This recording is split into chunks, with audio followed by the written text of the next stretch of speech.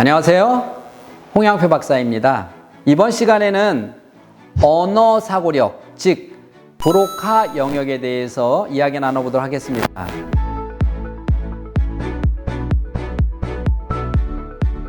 자, 비주얼 검사를 했을 때 그럼 이번에는 베르닉의 영역보다 언어가 약해요. 자, 그럼 이 언어가 약한 애들은 왜 언어가 약할까요? 라고 하는 거예요. 두 가지에서 바라보도록 하겠습니다. 두 가지 관점에서 바라볼 때 첫 번째는 기능이 약한 애들이 언어가 약해요. 다시 말해서 여러분 아이 키우다 보면 언어가 늦은 애들 있잖아요. 혀 짧은 발음하는 애들, 발음이 부족한 애들. 자, 이런 아이들이 여러분 한글도 늦는 거 아세요? 대부분 한글도 늦죠? 이런 아이들이 책 읽는 걸 되게 늦어요. 왜? 바로 브로카 영역이 약하면 동적 언어, 말하는 거. 그래서 특히 후천적인 아이들 어떤 애냐면요. 어릿강 발음하는 거를 이쁘다고 그냥 놔두니까 아이가 계속해서 어릿강 발음하는 애들은 약해져요. 이건 기능적인 겁니다. 그래서 기능적인 거는 철저하게 아이들에게 낭독을 통해서 책을 큰 소리 읽어서 말할 때 어릿강 발음이 아니라 또박또박하니 말할 수 있는 훈련을 통해서 고쳐야 됩니다. 이렇게 첫 번째는 기능적인 문제가 있는 아이들이 있고요. 두 번째, 심리적인 문제가 있습니다. 심리적인 문제가 뭐냐면요. 말은 엄청 잘해요. 집에서는 엄청 잘하는데 바깥에서 못하는 애. 말은 잘하는데 싸움 못하는 애. 이해하시죠? 네, 맞아요. 우리가 흔히 말하는 내성적인 아이예요. 이런 아이도 언어가 약해요. 왜 그러냐? 자, 우리가 하루 중에 10,000보를 걷는 사람과 1,000보를 걷는 사람과 누가 더 다리 하체 힘이 강하겠냐는 거예요. 내성적인 아이들은 밖에 가면 입만 사는 애보다는 훨씬 말하는 숫자가 적으니까 당연히 말할 때 필요한 안면 근육을 통한 브로카 영역 발달이 떨어지겠죠. 그러니까 말을 많이 하는 애보다 하루 이틀이 아니라 1년, 2년, 3년, 5년 뒤에는 엄청난 차이가 있을 거라는 거죠. 그래서 아이가 말을 많이 안 하는 것이 기능적으로 마음이 내성적인 아이들이 떨어지는 거고요. 발음이 안 좋은 애들이 떨어지는 거고요. 그래서 애가 내성적이니까 집에서는 호랑이인데 사람들이 있는데 나가서는 말을 잘 안 하는 아이들, 이게 심리적이에요.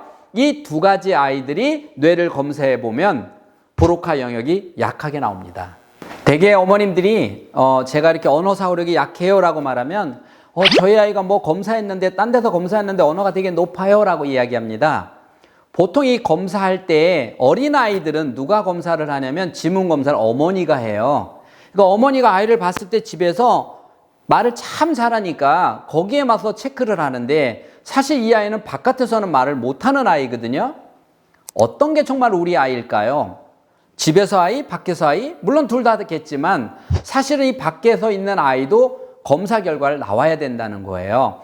또 하나는 이렇게 언어적 지문 검사는 그 언어적 지문이 내가 나를 정말 얼마나 잘하느냐라고 했을 때 두 번째 자신이 잘 몰라요. 그런데 비주의 검사는 그런 것들이 아니에요. 숫자나 수치나 도형으로 하기 때문에 내가 무엇을 검사하는지도 모르고 하기 때문에 정확도가 높은 겁니다. 이렇게 검사를 해보면 언어가 약한 애들이 얘는 내성적으로 약하다. 아니면 기능적으로 약하다. 이걸 정확하게 알아야 거기에 맞는 명확한 솔루션을 줄 수 있다는 얘기예요. 다시 말하면 얘는 집에서는 말을 잘하고 바깥에서 못한다라고 하는 애들은 언어적 기능 훈련이 아니라 심리적 훈련을 해야 되는 거고요. 얘는 발음이 안 좋고 어릿강 발음을 했고 말이 늦었고 그러면 기능 훈련에다 포커스를 맞춰야 된다는 거예요. 자, 그러면 언어가 약한 애들은 어떤 현상이 보일까요? 어렸을 적에는 눈물이 많고 겁이 많고 어릿강 발음하고 언어가 늦고 한글이 늦고 주로 이런 동적 언어가 약해 보이겠죠? 동적 언어.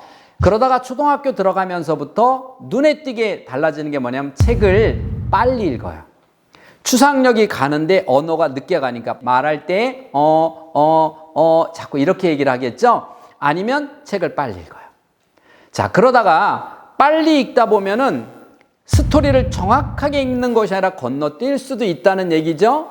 빠르게 읽으니까 그러다가 학년이 올라가면서 떨어질 수밖에 없죠. 그래서 지난번에 제가 읽는 사고력에서 한번 이야기해 드렸지만 이 언어가 약한 아이들이 읽는 사고력이 떨어져서 고등학생들 딱 검사해 보면 아, 얘는 책 읽는 뇌가 안 만들어졌구나. 그래서 독해력이 약하다.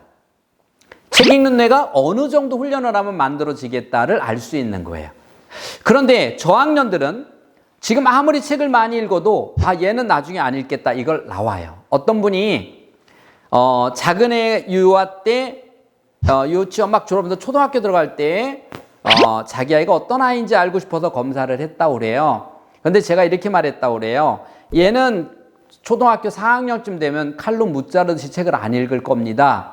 어머니는 이 말씀을 듣고 상당히 마음이 언짢으신 거예요. 왜냐하면 우리 아이는요 30분 만에 책을 5권씩 읽는 이런 아이예요. 그런데 저한테 그런 얘기는 못하고 아, 이거 안 맞아, 이렇게 생각을 했었어요.